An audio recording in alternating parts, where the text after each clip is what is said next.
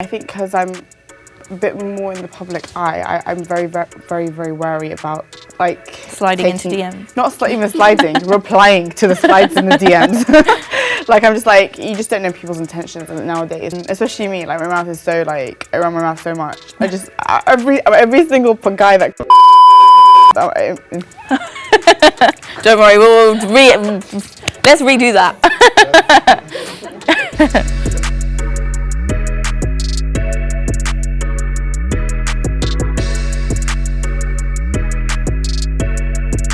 I'm Ruqayyah Harris for The New Arab, and today I am joined by halal dating guru Thanna.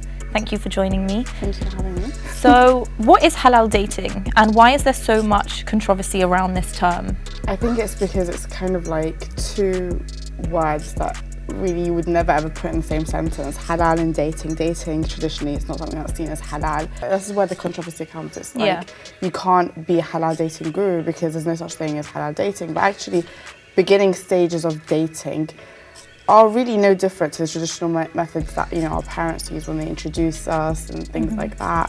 My thing is for people that do dating and they're Muslim.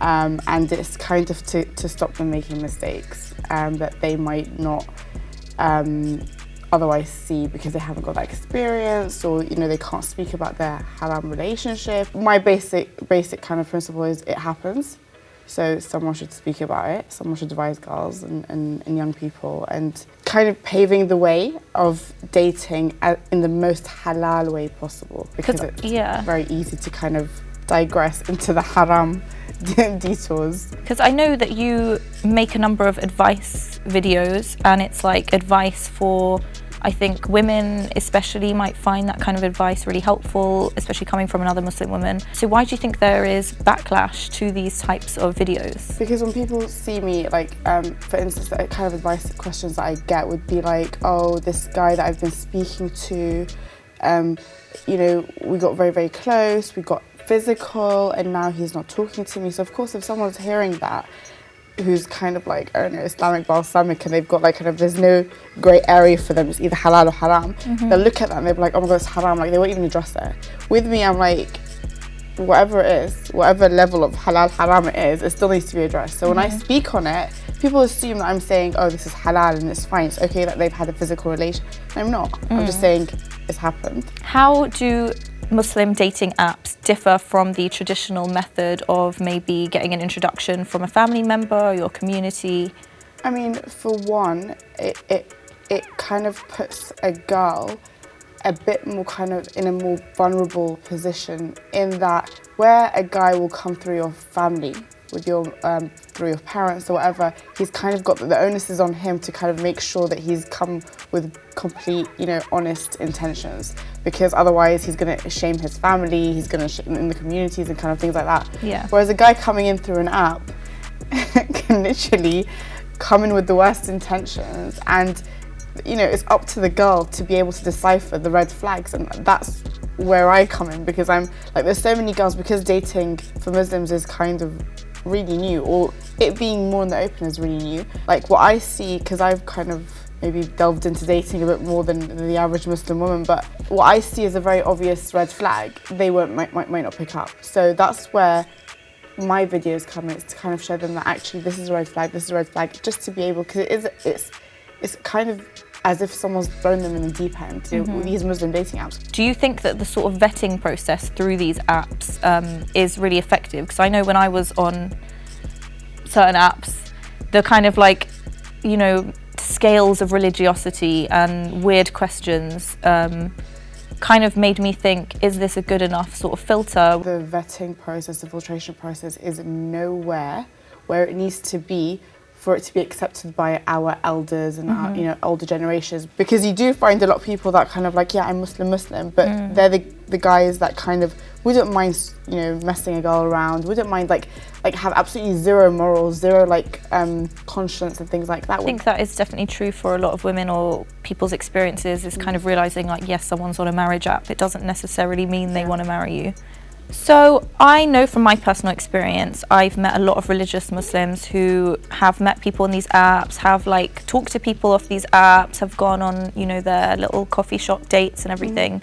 but they just don't want to talk about it because there is a stigma still with meeting people online. Yeah. So how do you think that that kind of manifests? Because I know you were saying before that in wider society, the stigma's gone down a bit. It's actually kind of cool now to you know, meet people on apps. But I think within the Muslim community, it seems like there's a different kind of dynamic. Like that stigma is going to be there for a while, and it's probably going to stick a lot more than it has done in the Western society for the same thing. But I think with more people talking about it, I mean, not normalising it, but accepting it at the very least, because this is not something like back when I was like, I'm really old now, but when I was younger, like I think when I was 16, in times where like there was no such thing as apps or anything like that, like from there I began like, I had a relationship with my husband, who then turned into my husband obviously, and many girls around me within the community from religious families also had them. They were all undercover. They were very, very innocent relationships at the time, but they happen.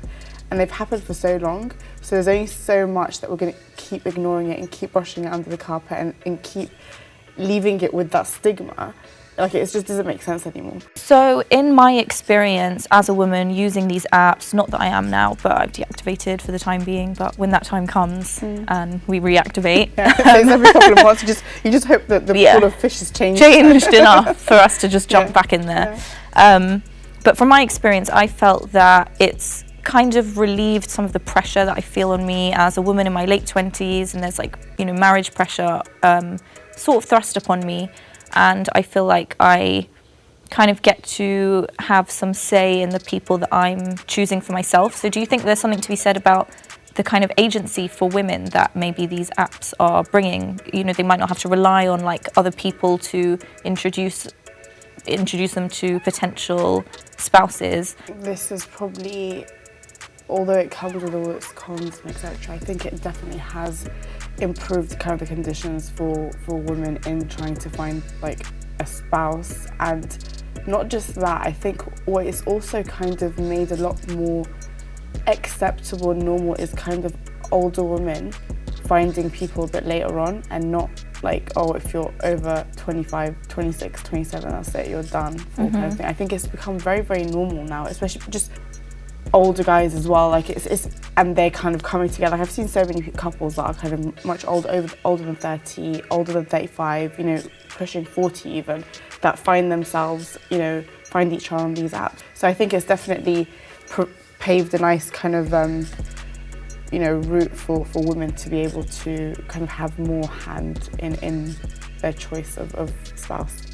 Like, I know that you have spoken about your experiences as a single mother and somebody that lost your husband at a young age.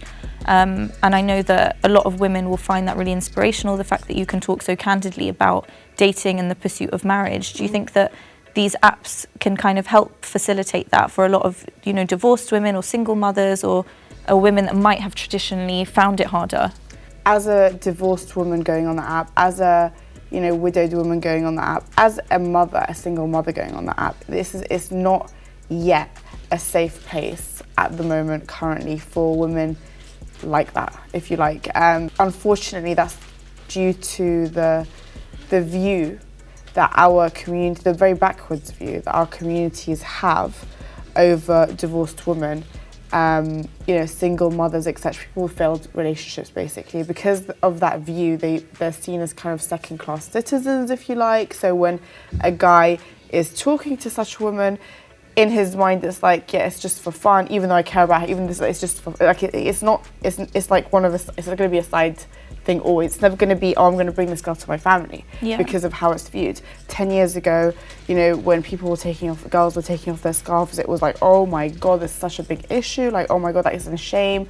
I remember when I was trying to take off my scarf about like 7-8 years ago, my mom was like trying to disown me. Like, no, and I'm like, I'm still going to do it. Now it's very, very normal. So just like divorce, when I got divorced originally, it was a big deal. It was a shame, especially if like me, you did divorce and took the scarf off as well.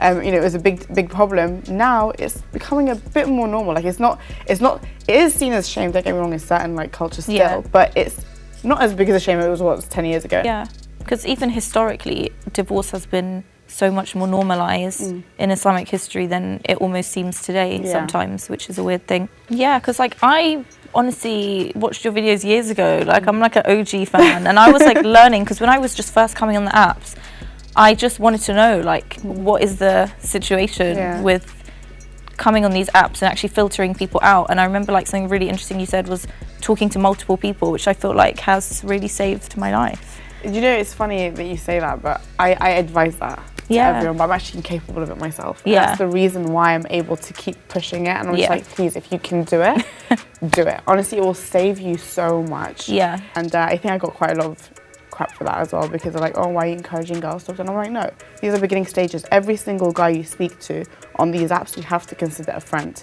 Yeah. You don't consider them anything more. I mean, you can see a guy and like be like, oh my god, he's really like good looking, but keep that to yourself. You will always give more of your time to one person, like, and that's how the natural flow should go. But you should never ever give your all to a guy unless he's ready to wife for you. Like, that's just the bottom line. In our religion and in our tradition, women would have multiple kind of suitors that would be interested, and it would be them kind of and their family filtering down to one person. So it's interesting just the kind of things that now are so stigmatized, like women talking to multiple, getting to know, considering multiple people, when I think, to be honest with you, the stigma is coming from butthurt guys who just don't like the idea that women are becoming a bit more independent and a bit more like kind of like clued on. Bad behaviour is just not being tolerated anymore, because now a girl's going to be like, no, like another guy will treat me a lot better than this, I need to put up with this. Yeah. So because guys are experiencing that now a bit more, I think the stigma technically is originating from their bitterness on that whole matter. I mean, to be honest, I spoke to some weird guy who basically was just trying to just gaslight me on a really next level, but straight up into the conversation. So we've only been talking for 10 minutes and already he's trying to second guess me and sort of insult me in this weird primary school kind of method of getting my attention. And then I kind of flipped it on him and was like, I know what you're doing, and like, it's not attractive. I don't know what kind of woman you think I am, but, and he was like, you know what, I don't like a woman that tries to analyse me this much. It's almost as if they're trying to break you, crack you, so you're very, very weak, so they're able to take you. Like, that's almost what it sounds like, and that's what a gaslighter does anyway. I think the biggest reason why I do the videos, because the videos that I do, they do kind of cast a bit of shadow over my reputation within the Muslim community. It's like, oh, how does she know that? How does she know this? And how does she, you know, oh, she must have had like, I don't know, 100 relationships, whatever it is. But if in producing these videos and talking about these issues and kind of trying to remove the stigma, you know, one kind of like rock at a time, if by doing that I can save 1, 2, 3 girls, which I like, even now, like I get people messaging me like to me, oh my god, like you don't know how much your YouTube videos have helped me make and not make mistakes. I don't have family. I'm a like one girl I think recently messaged me, she goes, I'm a convert, I don't really have any Muslim families, I don't even know how to approach this, and I literally binge watched all your videos, and it's just for me that is worth all of the backlash that comes with this kind of thing. So top 3 tips for Muslim women dating online, I would say, is just like from what you picked up in the video, is definitely talk to as many guys as you can. Tip number 2 would be yourself, as cliched as that does sound and simple as it sounds. Don't try and be the person you think the guy wants you to be, because ultimately you're not gonna be able to hold it up, and you'll get feelings, and eventually, you know, the truth will come out, and he's gonna end up leaving. No, hold on. The truth will come. You'll end up alone. You're gonna die alone. You know, eventually when the truth does come out, you know, the relationship will be kind of, you know, at risk. So it's just not worth it. And I think third thing this is probably the most important one. My third tip is trust your first instinct. Always.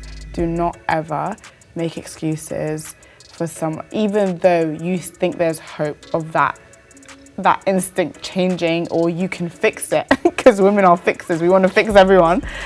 Even if you eventually, there might be a bit of hope, but it will eventually go back to your first instinct. Amazing. Thank you so much, Thanna. I'm ready to find my husband now. As am I, my third one. No, I'm joking.